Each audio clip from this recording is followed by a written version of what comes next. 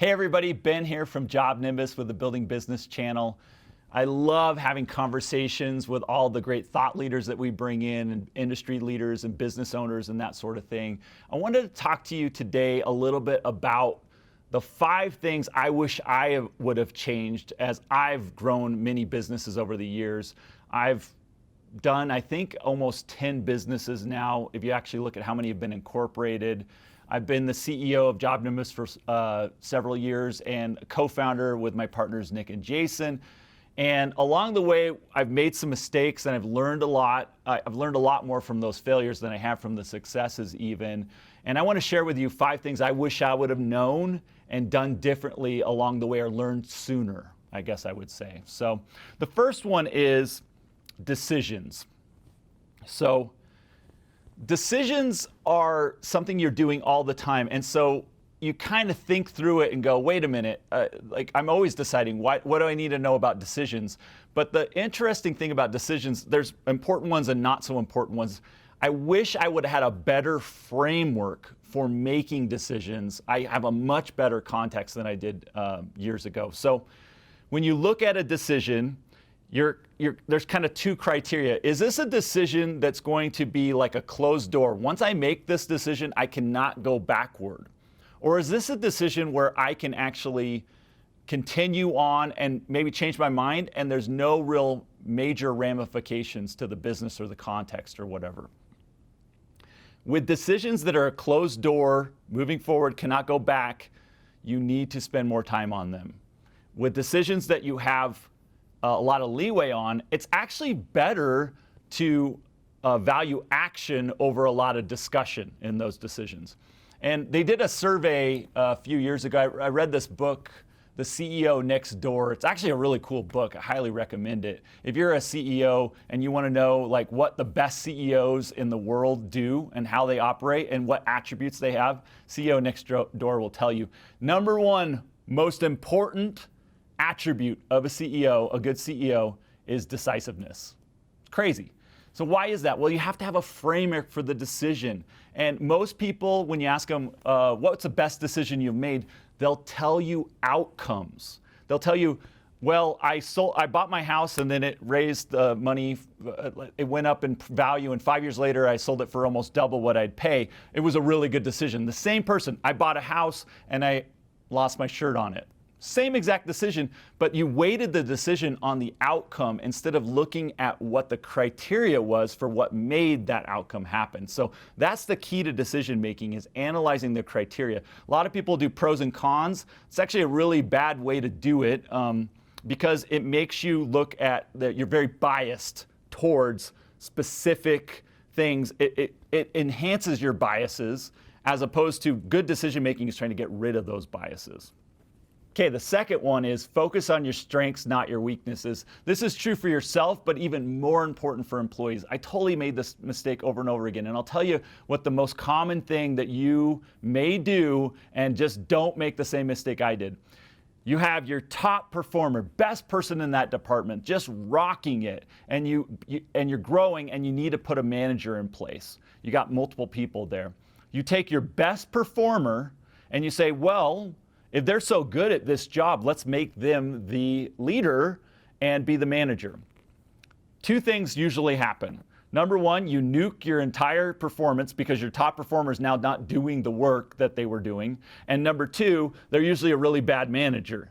Unless somebody really wants to go management route, which is a different skill set and different interest a lot of times than a top performer contributor, they won't do well in that role. So you actually hurt your overall productivity and have a bad manager put in place. That's because you're not focusing on strengths over weaknesses. That's just one of many examples. So people do not change, in my experience, very often. So what you've got to look at is, what are they good at? What are their true strengths? And then enhance those, amplify them, figure out ways to take that top performer and make whatever they're doing even better. And you'll get way more results off of that than you will be saying, well, look, this top performer is really weak on this thing, so let's spend a lot of time trying to get them to level up on this. They're not good at it, they don't want to do it, and I'm going to sit there and beat my head against the wall. And you know what? their performance won't get any better, you won't get any more results, and they probably won't get that much better in their weaknesses. So learn to work around people's weaknesses and focus on their strengths. Okay, the third one is hire slower, fire faster. So I have seen a lot of times where you talk to business owners, and I think I've talked about this before, and you talk to managers and they say, gosh, have you ever waited too long to fire somebody? And every single person raises their hand and says yes. Have you ever fired somebody too quickly? And almost nobody says that's true. Every manager I've ever talked to in my life has made this mistake. You don't need to make this mistake too. If it's not working out, it's almost always not going to get better. And so you got to give people chances. You got to try to level up people, right? But the number of chances actually, as you get more skilled and more experience, goes down. So you're looking for people that are fitting into that slot, doing really well. If they're not, you're having a really specific conversation about expectations, about what they should be doing, about what you think that they're not doing correctly and what they're doing well, if there is anything they're doing well, and you need to come to an understanding. Then you give them a specific timeline. And I actually think a lot of people do this thing where they set up PIPs, performance improvement plans, PIPs for short. Those are not very effective because in my experience, the PIP is just a way of saying, hey, we're going to get rid of you in 30 or 60 days, but we have to cover our butt with some HR documentation in order to get rid of you.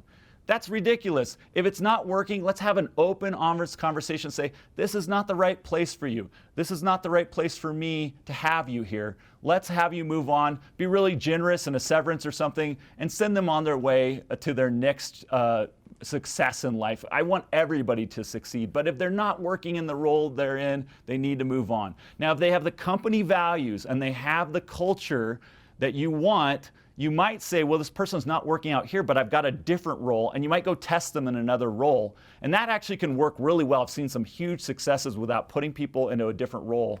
But if that doesn't work, then it's time to move on. So fire quicker, hire slower. The fourth one is solve backwards for success.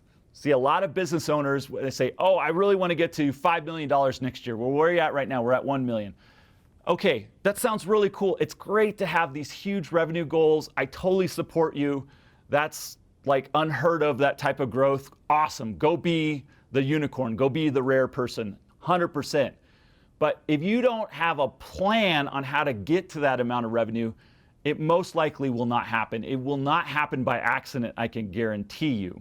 So solving backwards for success is really about thinking about ways that you can look at, well, if I got to be at 5 million, then I've got to make this many sales, and you're spreading it out over the month, and even down to the week view of saying, okay, I've got to get this many sales, and then that's going to cause this many more people to be hired in these departments. That's what I mean by solving backwards. You take that big number and you break it down into basic building blocks. And I think a best practice is a weekly cadence of knowing, and am I still on with our revenue and our commissions and our goals for the week? Am I still on with the goals for supporting that through operations? If I'm off, what am I going to do to get back on track? That's what your day-to-day looks like, and you will make a lot more progress towards those big goals than if you just set a big target and say, everybody work super hard, let's just try to figure stuff out. Get really deliberate about how you work backwards into how you're going to get there. Planning.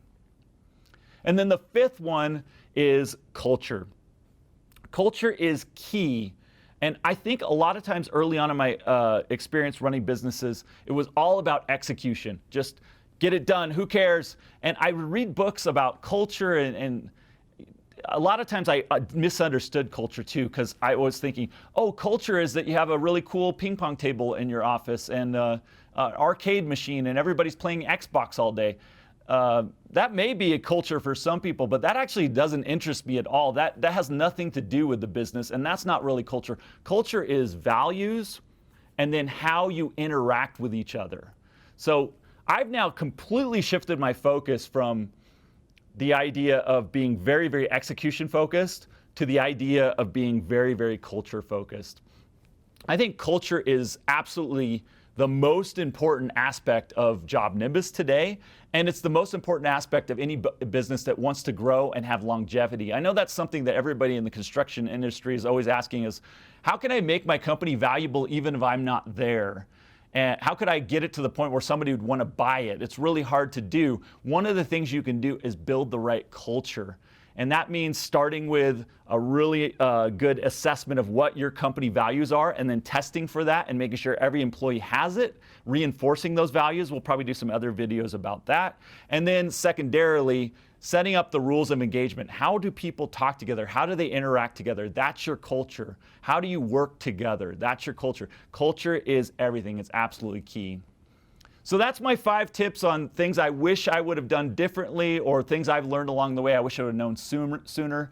I would love to hear other tips that you have in the comments below, things that you wish that you would have known sooner in your career, and advice that you might have. So thanks a bunch.